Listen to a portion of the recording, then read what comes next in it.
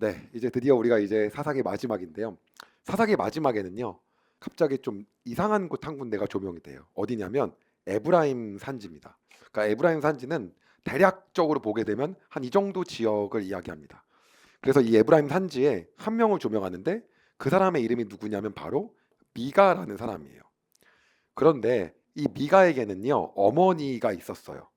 근데 어느 날 어머니가 은돈을 잃어버린 거에 대해서 막 찾고 있는데 잃어버려서 어떻게 된 건지 보면서 이것을 누가 훔쳐갔는지 그 사람을 저주를 하는 거예요. 근데 그걸 들은 아들인 미가가 어떻게 반응을 하냐면 거기에 딱 듣고 소리에 찔렸는지 사실 그 돈을 내가 훔쳤다며 어머니한테 훔친 돈을 드립니다.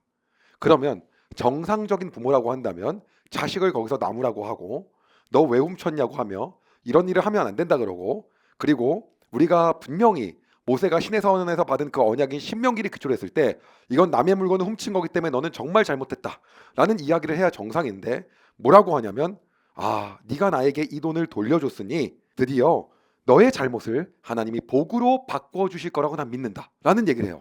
여기서부터가 일단 내용이 적응이 안 됩니다. 어떻게 저런 말을 부모가 할 수 있지?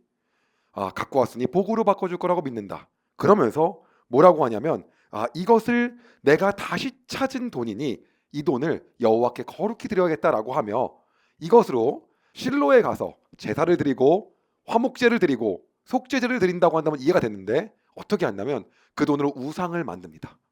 더 놀라운 것은 그 미가라는 사람의 집에는요 신전이 따로 있었어요. 그거를 개역개정에서 산당이라고 하거든요. 예배를 드리고 제사를 지낼 곳이 그 안에 따로 있는 거예요. 그리고 그곳에다 놓을 우상을 만드는 거예요. 그 돈을 갖고. 뿐만 아니에요. 거기에는요. 에봇 또한 있었어요. 에봇은 여러분 누굽니까? 레위인. 그 중에서도 대제사장이 있는 게 에봇이에요. 제사장이랑요. 대제사장이 입는 게 에봇이잖아요. 근데 그거를 가지고 있는 거예요. 그러면서 더 놀라운 건 뭐냐면 제사장이 없으니 자기 아들인 미가를 제사장으로 삼아버린 거예요. 그렇게 살고 있는 집안이었습니다. 이거 2단 아니야? 아니 2단이 아니라 3단, 4단, 5단이에요 거의요. 그렇지 않습니까 여러분? 우리가 지금 정상적으로 출애굽기하고 레위기하고 신명기를 봤다고 한다면 이게 말이 안 되는 말이잖아요. 그런데 이렇게 얘기가 쭉 전개가 되고요. 그 다음에 나오는 얘기는 뭐냐면 이 말이 나옵니다. 사사기 17장 6절입니다. 그때 이스라엘 사람들에게는 왕이 없었기 때문에 사람들마다 자기가 하고 싶은 대로 했습니다. 그러면 이 말을 하면서 계속해서 왕이 없었기 때문이라고 하는데 이 왕이 없었다는 것이 무엇을 의미하냐? 보통 신학자들은 세 가지 중에 하나라고 얘기를 합니다. 그리고 세 가지 전부 다를 얘기하기도 해요. 첫 번째부터 제가 이야기 드릴 테니까 여러분이 만난 하나님은 여러분에게 어떻게 마음을 주시는지 한번 생각을 해보세요. 첫 번째는요. 진짜 왕은 하나님인데 이들의 삶은 마치 그 진짜 왕이 없는 듯이 살기 때문에 여기서 나온 것처럼 그때 이스라엘 사람들에게는 왕이 없었기 때문에 진정한 왕인 하나님이 계심에도 불구하고 그들의 실제 삶의 모습에는 전혀 하나님이 없는 것처럼 행동했기 때문에 그들이 자기가 원하는 대로 했다라는 것이 첫 번째 이야기입니다. 두 번째입니다. 두 번째는 사사기를요. 우리 개신교만 읽는 게 아니고요. 천주교도 읽고요. 유대교도 읽습니다. 맞습니까? 근데 유대 랍비들은요. 이 사사기를 누가 지었다고 대부분 생각을 하고 또한 이 성서학자들이나 신학자들도 어떤 견해가 많냐면 사무엘이 썼을 거다라고 생각을 합니다. 그리고 또 뭐라고 하냐면 이게 나중에 포로기까지 이어졌다는 얘기를 통해서 아니다. 바벨론 이후일 거다라고 얘기하는 사람들도 있어요. 그런데 저는 이제 후자거든요. 저 같은 경우는. 그런데 뭐 그걸 다 떠나가지고 뭘 보는 거냐면 그렇다고 한다면 그 시절이면 사무엘이든 바벨론 이후이든 간에 어쨌든 다윗 왕을 본 시절이다. 그렇다고 한다면 다윗 왕같이 하나님 보시기에 합당한 일을 하고 하나님 보시기에 하나님과 친밀하게 지내며 하나님 보시기에 옳은 일을 행하며 모든 것을 하나님께 물으며 했던 그러한 진정한 지도자인 다윗 왕 같은 존재가 없었기 때문에 그래서 이스라엘이 이 꼴이 나고 이 난리가 난 거고 자기가 원한 대로 이렇게 개판 난 거다라는 게 두 번째 얘기예요. 왜냐 다윗은 마지막에 언약궤를 다 가지고 예루살렘에 갖고 오잖아요. 그렇지 않습니까? 그 안에서 번제를 드리고 하나님께 예배를 드리지 않습니까? 세 번째는 뭐냐면 이겁니다. 우리의 인생은 끝까지 계속해서 왕이 없다. 언제까지는? 예수 그리스도께서 우리의 삶에 오시기 전까지는. 그렇기 때문에 우리는 예수 그리스도가 오시기 전까지는 늘 죄에 사무쳐서 살 수밖에 없는 존재다. 그렇기 때문에 이거는 예수 그리스도께서 오시지 않는 한 이 땅에 완벽한 왕은 존재하지 않기 때문에 그 오실 예수님을 기대하며 쓴 거다라는 게 세 가지입니다. 자, 그런데 저는 그 스토리를 여러분과 진행하면서 어디에 초점 맞춰서 얘기할 거냐면, 제가 만난 하나님, 저에게 하나님께서 말씀하신 걸 토대로 여러분과 이야기하려고 해요. 저에게는 첫 번째예요. 그래서 저는 첫 번째 중심으로 이야기를 하려고 합니다. 첫 번째는 뭐라고요? 실제 진정한 왕인, 다 맞습니다. 당연히 다 맞는 얘기일 수도 있습니다. 그러나 저는 첫 번째를 중심으로 조명해서 이야기를 하려고 해요. 하나님이 정말 계신 거죠. 누구요? 왕이신 야훼 하나님이 계시죠. 그런데 이들은 마치 하나님이 없는 것처럼 행동하고 있는 거예요. 하나님이 없는 것처럼 행동하니까 행동을 막 하죠. 하나님이 없는 것처럼 하나님의 성품을 모르고 하나님 뭘 원하시는지 모르니까 막 하는 거예요. 그렇기 때문에 각기 자기 하고 싶은 대로 했다라고 표현하고 있는 겁니다. 어찌 보면 지금 우리의 삶도 하나님이 계심에도 불구하고 우리의 사는 이 시대를 나중에 후세가 평가할 때 그때에는 왕이 없으므로 라고 쓸 수도 있어요. 진정한 하나님 계심에도 우리가 지금 사는 모습이 하나님이 계시지 않는 것처럼 살고 있는 사람이 많기 때문이죠. 그러나 저러나 어쨌든 간에 더 놀라운 것은 여기서 충격적인 사건이 하나가 더 생깁니다. 바로 그것은 뭐냐면 그 미가의 집 근처에 레위인 한 명이 어슬렁거리는 거예요. 여러분, 레위인은요, 근데 그 레위인이 어슬렁거리는 이유는 뭐냐면 먹을 것, 돈이 없어요. 살 곳을 거처를 찾아야 되는 거예요. 그러나 여러분, 레위인은요 정확하게 여호수아 때 48개의 성이 분배됐습니다. 그리고 그 지역에서 그 사람들을 교육하고 살아갈 수 있는 성읍이 분명히 있었어요. 레위인은 어떻게 살아갑니까? 11조로 살아가는 거예요. 그런데 레위인이 거처할 곳이 없었고 먹을 것이 없었던 거는 11조가 다 뭐 한 겁니까? 무너진 거죠. 다 무너진 거죠, 당연히요. 무너지니까 뭐하니까 이제 자기의 생계를 찾으러 돌아다니는 거예요. 근데 하필 이것이 우연인지 필연인지 뭔지 미가의 집 근처를 지나가게 됩니다. 그 레위인이. 그리고 미가가 이야기하는 거예요. 당신 누구냐고. 나 레위인이라 그러니까. 그럼 잘됐다고. 레위인이면 당신이 우리 집에 와서 제사장 좀 했으면 좋겠다. 내가 밥도 주고 돈도 주고 옷도 주고 줄 거 다 줄 테니까 우리 집에 와서 한번 지내보자. 그때 레위가, 사실 하나님께서 우리에게는 주신 성읍들이 있습니다. 나는 거기서 지내야 되고 그 안에서 하나님에 맞는 삶을 살아야 되며, 그리고 여러분이 주신 11조를 통하여 그 10분의 1로 가난한 사람들을 먹이고 우리도 함께 먹으며 살아가는 것이 정상이지만 지금 그 삶을 살지 못해서 한탄해하고 있는데, 제가 일개 집에 들어가서 제사장이 되고 거기에서 예배를 드리고 그 행위는 하나님 보시기에 합당하지 않습니다.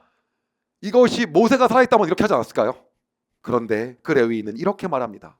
그 젊은 레위 사람은 미가와 함께 사는 것을 좋아했습니다. 레위 사람은 마치 미가의 아들처럼 되었습니다. 미가가 그를 제사장으로 삼아서 그 젊은이는 미가의 집에서 함께 살았습니다. 그때 미가는 레위 사람을 내 제사장으로 삼았으니 여호와께서 나에게 복을 주시겠지 하고 말했습니다. 충격 중에 대충격이에요. 마지막에 뭡니까? 전혀 하나님과 관계없는 엉뚱한 짓을 하고 나에게 복을 주시겠지. 왜? 하나님이 선택한 레위인을 내가 걷어매겼다 이거예요. 그리고 그때 하나님은 더 끔찍한 곳을 조명합니다. 바로 뭐냐면요, 단지파예요.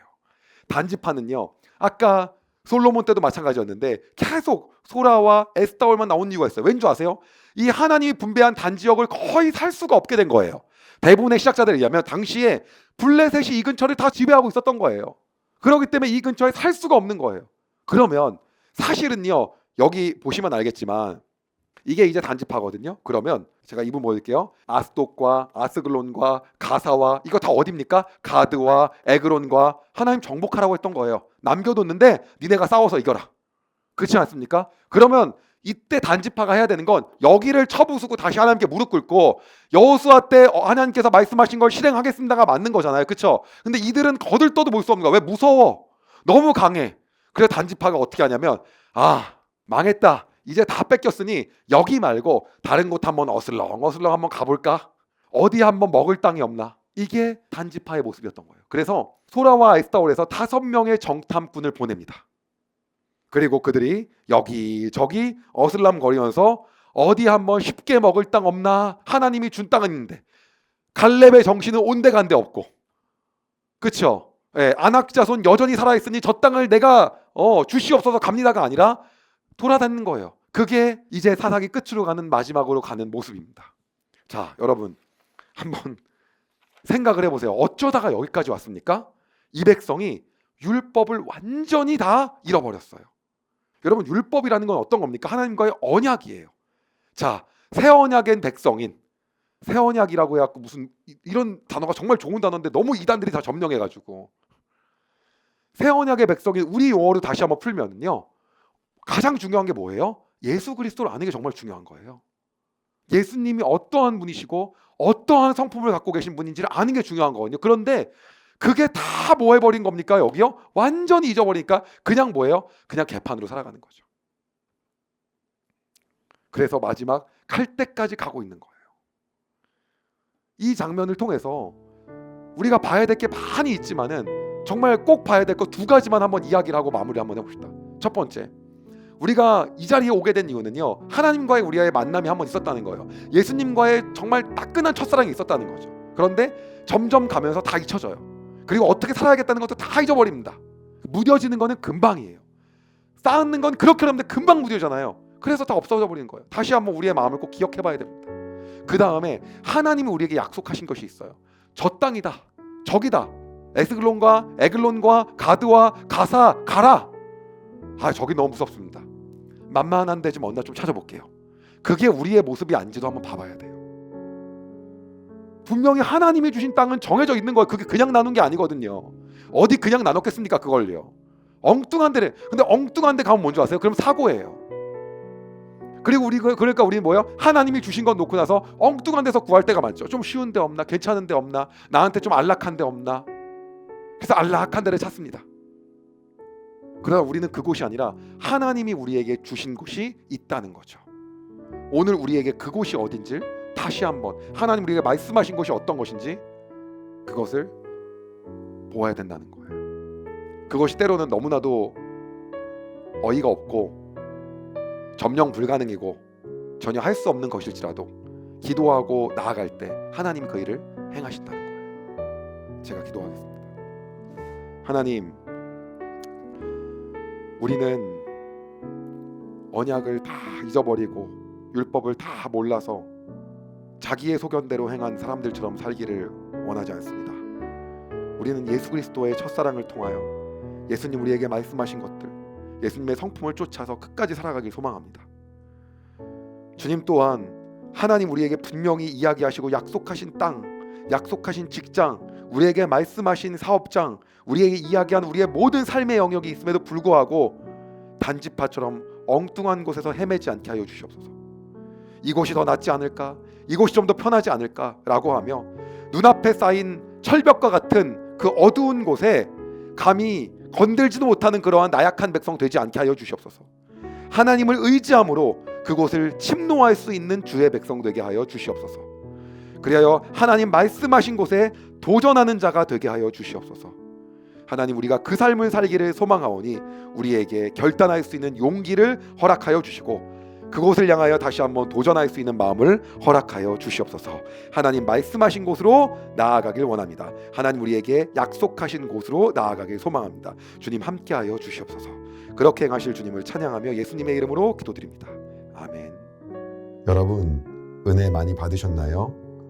이 영상을 통해 더 많은 사람들에게 하나님의 은혜를 공유하길 원하신다면 여러분의 구독과 좋아요가 꼭 필요합니다.